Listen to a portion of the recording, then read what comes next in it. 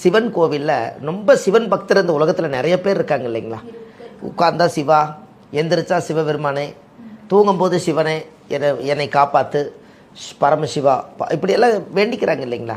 அப்போ நம்ம எல்லாமே ஒரு சிவன் பக்தர்களாக இந்த காலத்தில் வந்ததுக்கு இந்த காரணமே என்னென்னு கேட்டிங்கன்னா, அந்த சிவனை கும்பிடுவாங்க. ஆனால் அந்த சிவனை வந்து கோவிலே ஆதி காலத்தில் இல்லாத காலத்தில் அந்த சிவனை வந்து என்ன பண்ணுவாங்க அப்படின்னு கேட்டிங்கன்னா, நம்ம சிவனை கும்பிடணுங்கன்னா முடியாது அவங்களால. பிரதோஷமெல்லாம் வருது இல்லைங்களா?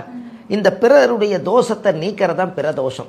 இப்போ நம்ம தாத்தா முப்பாட்டன் கொள்ளுப்பாட்டன் ஏதாவது ஒரு பாவங்கள் பண்ணியிருந்தா அந்த தோஷம் தானே பிறருடைய தோஷம், நம்ம தோஷம் இல்லையே, நாம் செய்த தோஷம் இது இல்லையல்ல.